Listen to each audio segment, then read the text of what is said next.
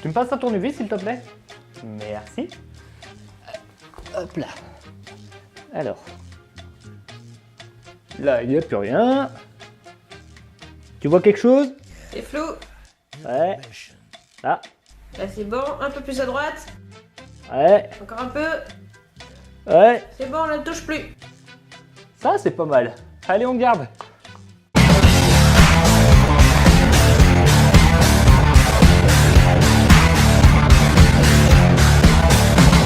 Bonjour et bienvenue tout le monde dans Microgame 03. J'espère que vous allez bien et que vous avez affûté vos épées, car aujourd'hui, on va poutrer du mob. Voici venir le temps de la hache et de l'épée. Personne ne mènera cette guerre pour nous. Voici venir le temps de la folie et du mépris. Aujourd'hui, The Witcher 3, un jeu action RPG sorti le 19 mai 2015 sur PC, PS4 et Xbox One, où vous y incarnerez Geralt de Rive, un homme aux allures de Solid Snake, mais qui fait beaucoup moins dans la subtilité. Ce jeu a été développé par CD Projekt Red, un studio polonais à qui l'on ne connaît pour l'instant que la série des The Witcher.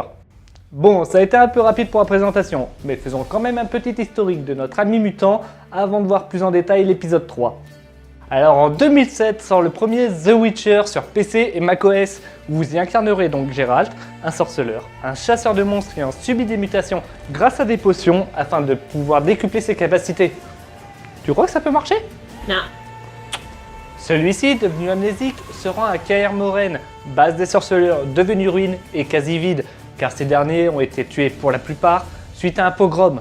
Par la suite, Kaer Morhen sera attaqué par un groupe totalement inconnu, venu piller les laboratoires pour récolter les potions que prenaient les enfants pour devenir sorceleurs.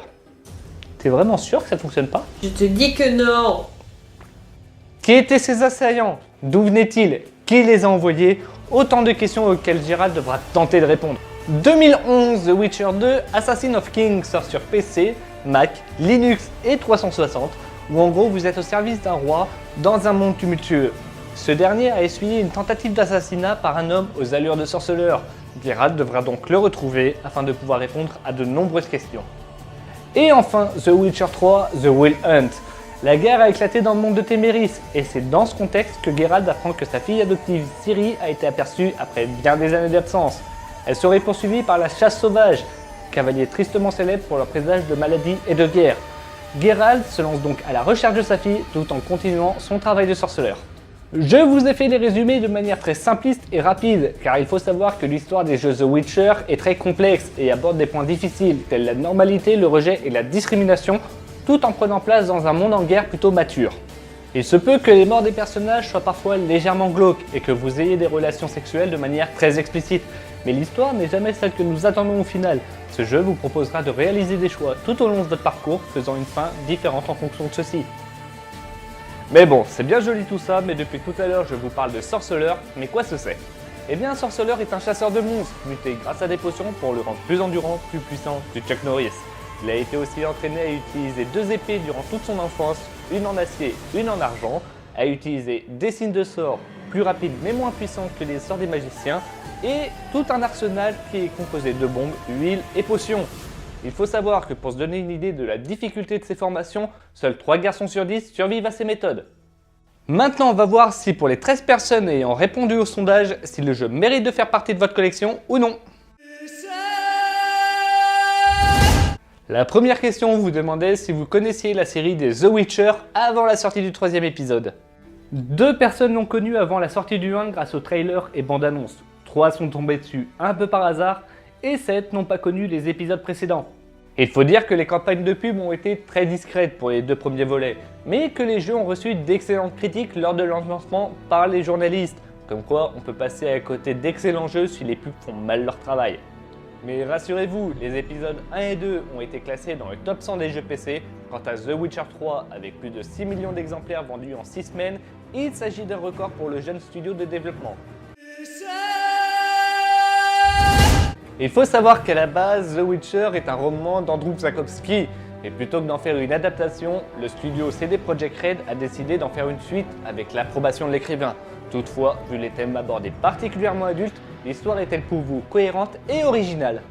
0 ont lâché l'histoire, vu la difficulté ou encore le fait que ça ne les intéressait pas. 5 l'ont trouvé assez complexe mais particulièrement accrocheuse, et 7 ont trouvé simple et intéressante.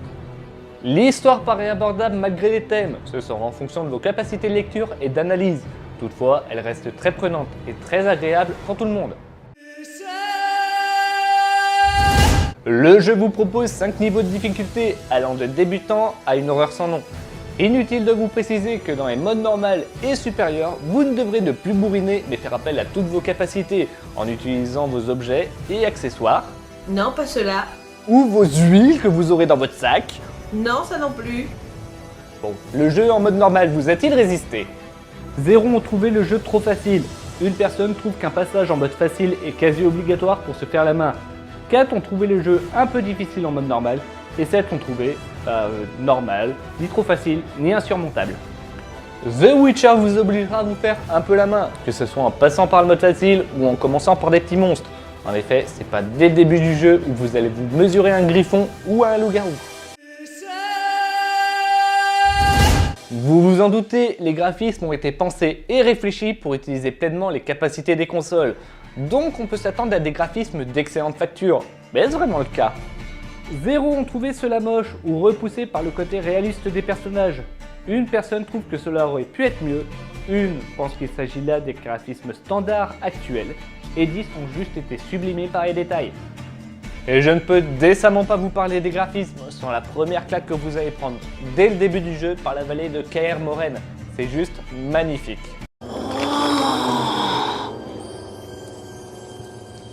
C'est de toute beauté.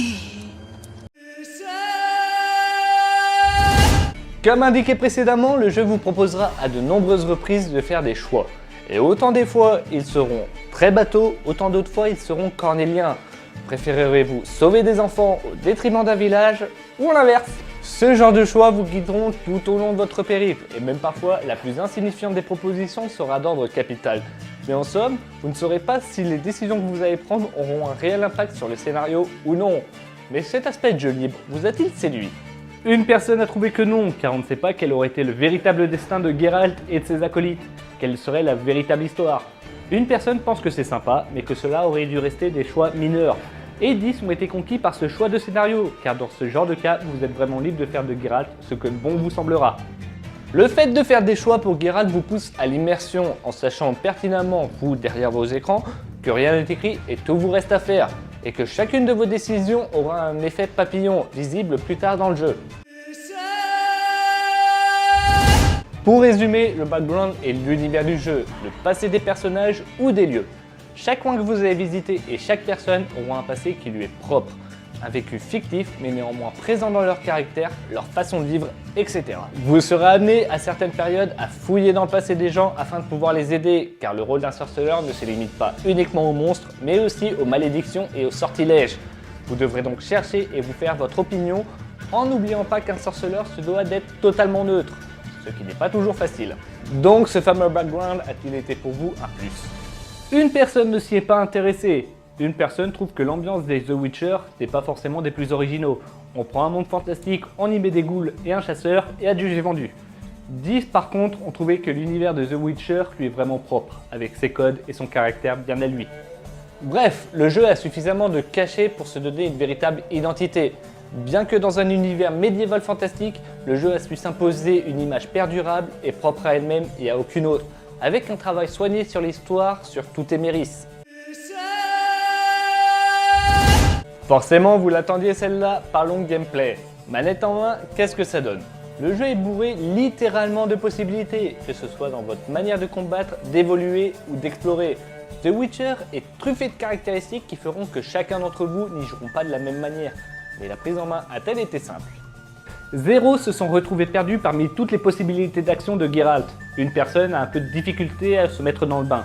4 cafouillent parfois, sans méchanceté, mais en inversant certaines capacités, du genre en lançant une bombe, bah non ce sera un sort. Et 7 se sont habitués assez rapidement. Grosso modo, en fonction de votre expérience vidéoludique, certains pourront facilement s'adapter au jeu, tandis que d'autres auront légèrement plus de difficultés. Rien d'insurmontable, mais les nouveaux joueurs n'ayant pas l'habitude des jeux devront passer un peu plus de temps à se faire la main avec un didacticiel. Dans The Witcher 3, vous jouerez à certains moments Ciri, la fille adoptive de Geralt dans de courtes périodes, afin de mettre en place justement son background et savoir ce qui s'est passé pour en arriver là. Mais le fait de jouer Ciri est-il plus intéressant que de mettre une cinématique? Deux auraient préféré une cinématique, car ils ne voyaient pas l'intérêt de jouer Ciri, surtout sur d'aussi courtes périodes. Deux autres ont trouvé qu'au contraire ce n'était pas forcément un truc extraordinaire, mais que ça permettait de casser le rythme et d'avoir une autre manière de jouer. Trois ont été déçus que ces phases-là soient si courtes. Ils auraient aimé en effet la faire évoluer de la même manière que Geralt, afin d'en faire un personnage jouable à part entière. Et 5 ont adoré justement, ni plus ni moins, juste savoir ce qu'a fait Ciri sans forcément qu'elle prenne le pas sur Geralt. Là encore, il n'y a pas vraiment de réponse précise, vous adorerez ou vous en ficherez. Mais le principal intérêt du jeu ne se trouvant pas ici, ces petits moments ne seront pas vraiment le plus important, mais ne seront pas désagréables pour autant.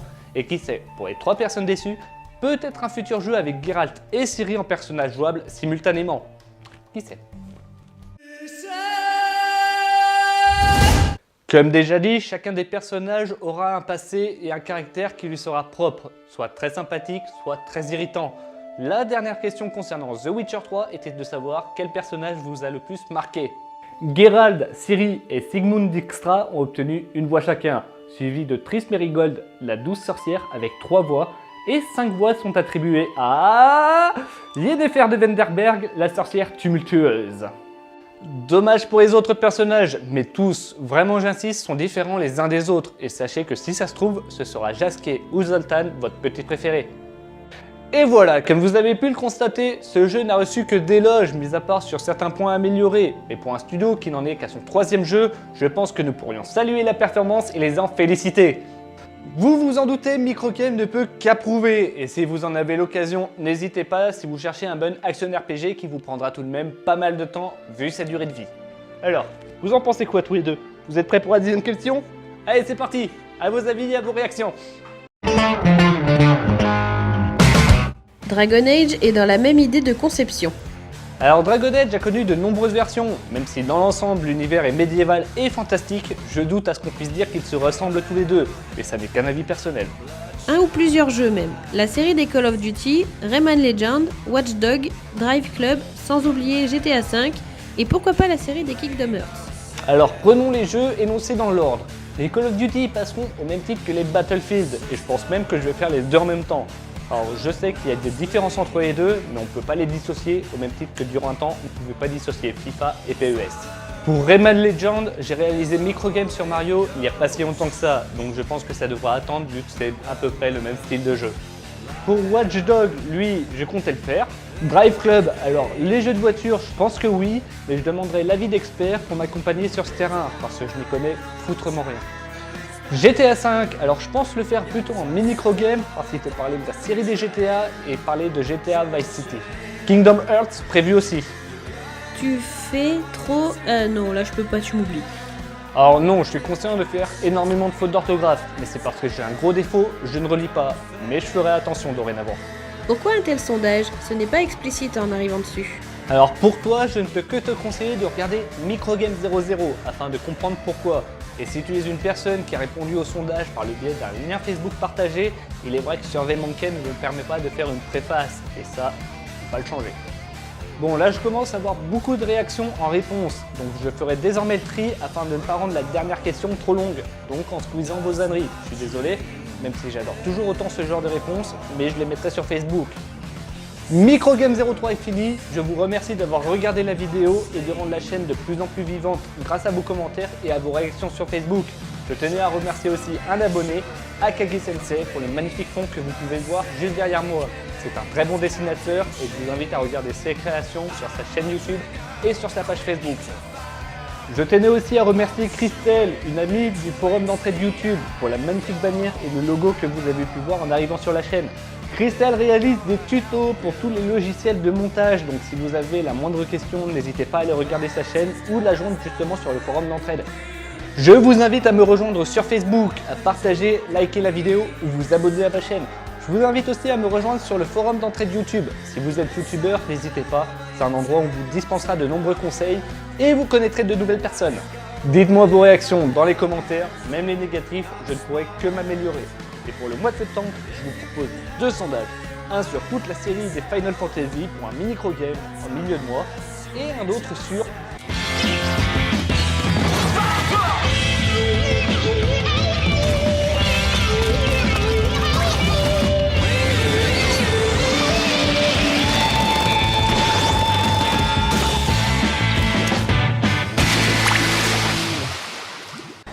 ça va tâcher sévère. Sur ce, des gros lipoutous dans ta face, je vous dis à la prochaine. Ciao les amis.